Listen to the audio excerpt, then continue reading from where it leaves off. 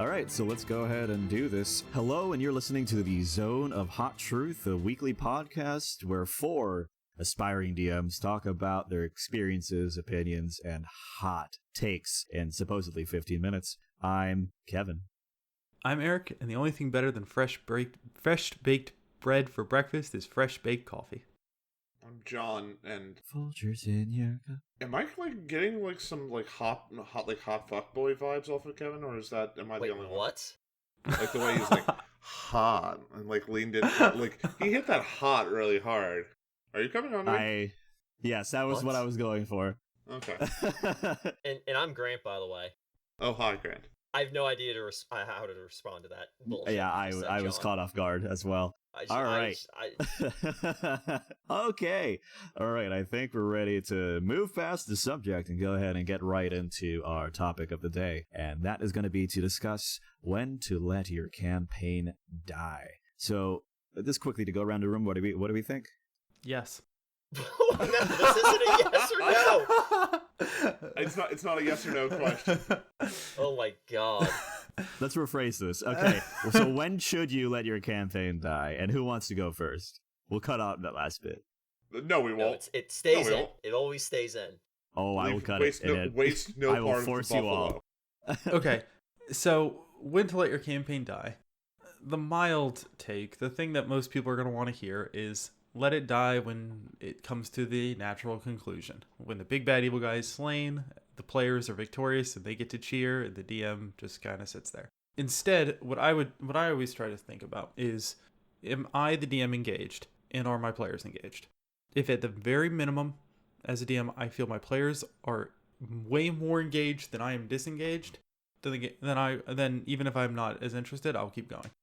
The minute those two metrics tend towards disengage, you as a DM are under no obligation to continue something that's not being enjoyed by yourself or your players. Move to greener pastures.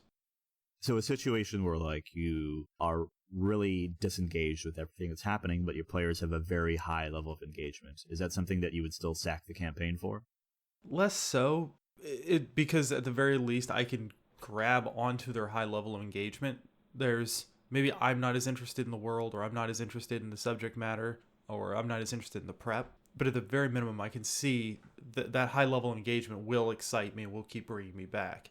At that point, though, there is a clock of how long that's going to keep me going. Yeah, but it will keep me going for more than the inverse.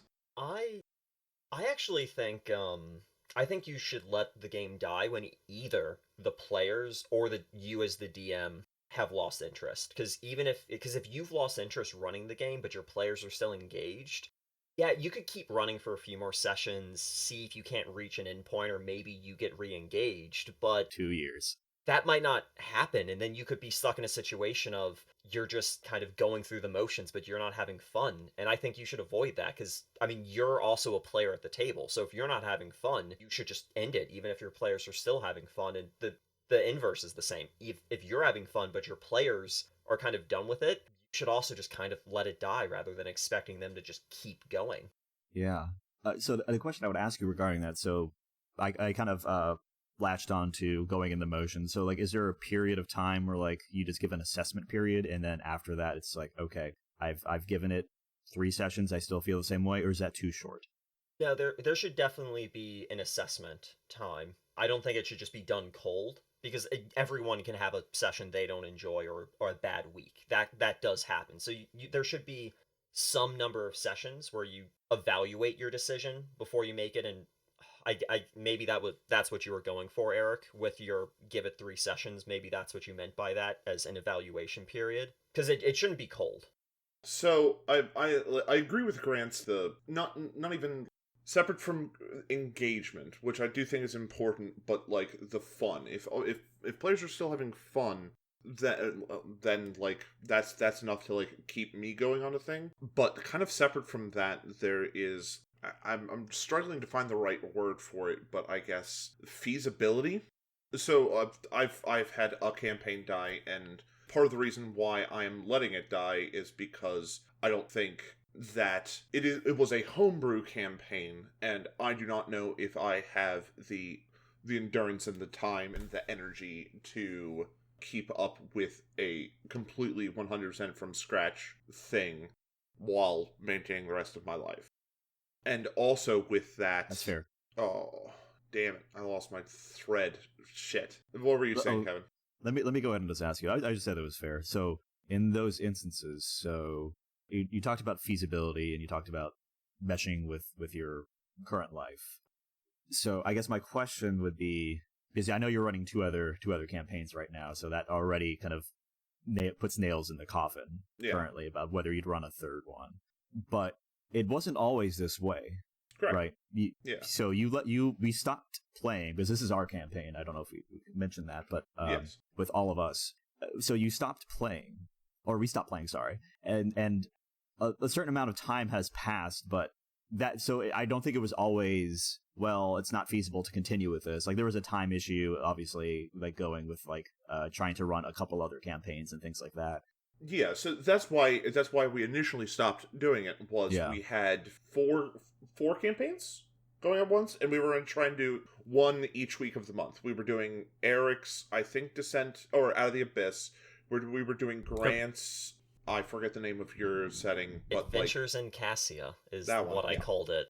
And we were doing my Terra Nox, and we were doing Curse of Strahd, and that's completely unfeasible. There's you can't do a game a month for 3 hours and expect to do anything. So we had decided that we needed to drop stuff, and I believed that Strahd was a higher priority, and that Out of the Abyss was a higher priority. So I made the judgment call to step back and let others take that.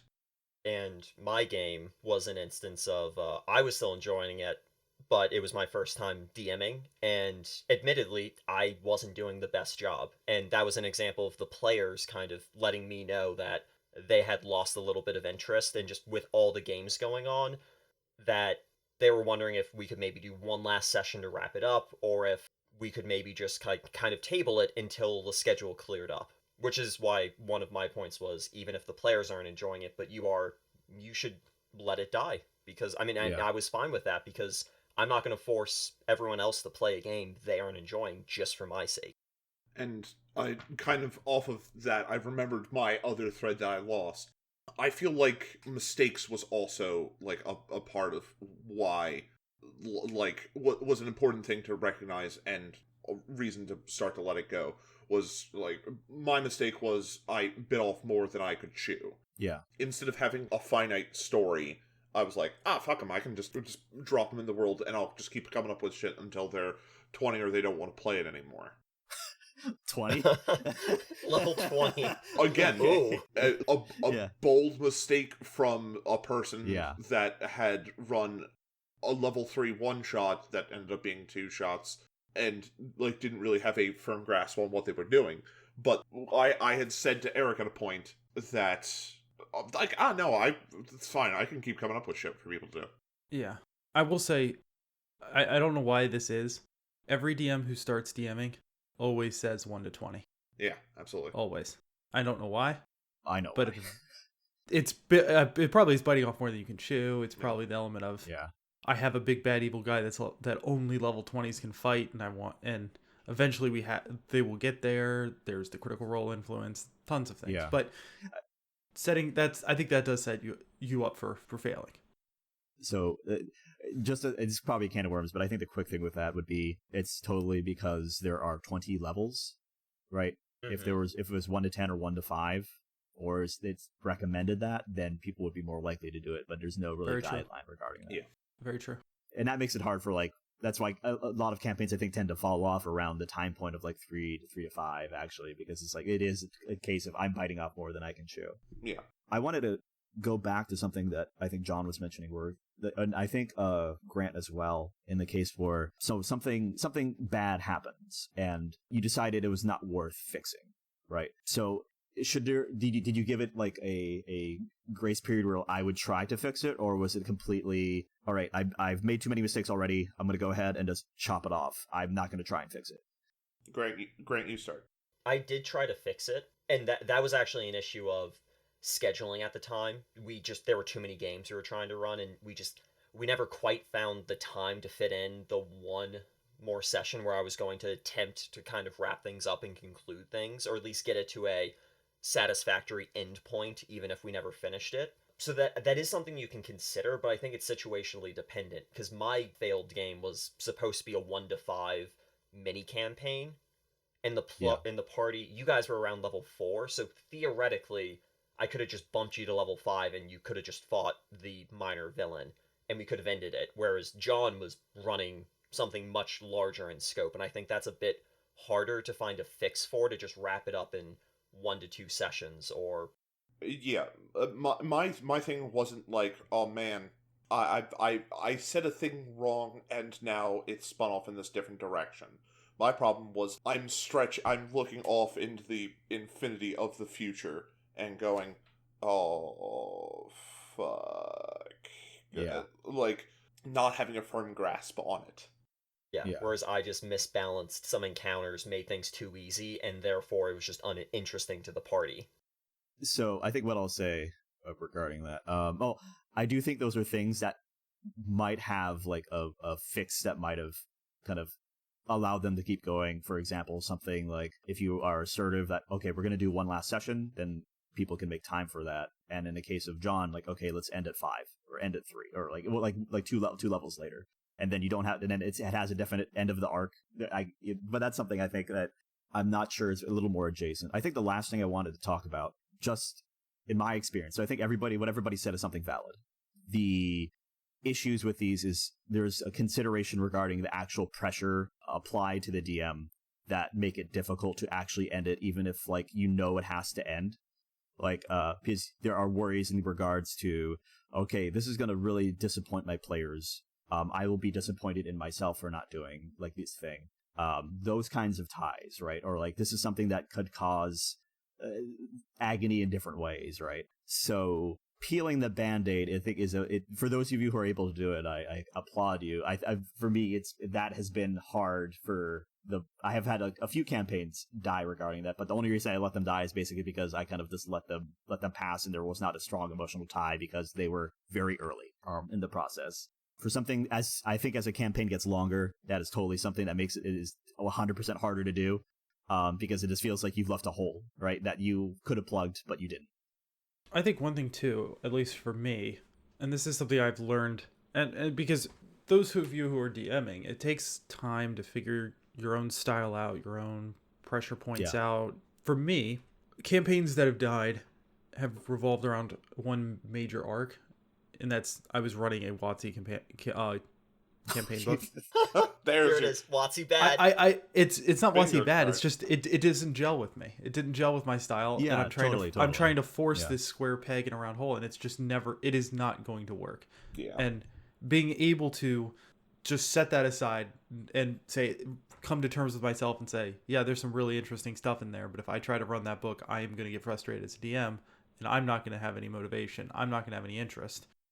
So I think that'll be the point that we end on. So why don't we go ahead and just give our very brief final thoughts on this in no more than a tweet. Eric, you want to start us off? Sure. I will say that while letting your campaign die is something you should be okay with doing, February 1st starts Zine Quest 3, in which case there's going to be a lot of independent authors writing some great micro settings. Check them out. I'm not doing anything, nor any of us. It's just a really great opportunity. No, Zine Quest 3 on Kickstarter. Jesus fuck. Always shout out the small people. I can appreciate that. Can we talk to Zine Quest to see if we can get an advertising deal going? Jesus Christ. All right, let's keep going. Let's keep going. All right, John. Go ahead. Oh, me? Okay. Yeah. I'll try to keep it concise. You shouldn't be afraid of a campaign dying. It'll probably happen to you at some point in your career, and that's okay. And the best way to avoid a campaign dying is start small. Do some one-shots. Do a 1 to 3. Don't go for it all at first. Start small, build.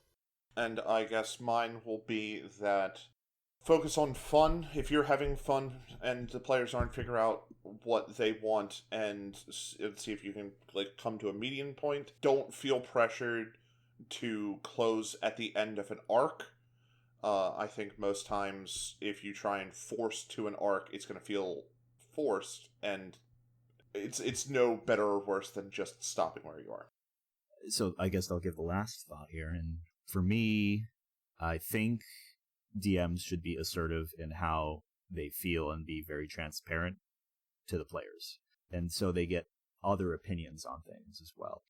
And I think that trust that gut feeling of if it's unfun for a long period of time, then it might be time to quit, John mentioned. So, yeah. So you can go ahead and reach us at our Twitter, Zone of Hot Truth there. And there are a number of other means to contact us on Anchor. We'd love to hear from you for questions, podcast ideas, and the like. And then please go ahead and give us a rating and a review on iTunes, and we'll love you. So the last thing I'll go ahead and leave you all with is thank you for listening, and keep rolling those dice.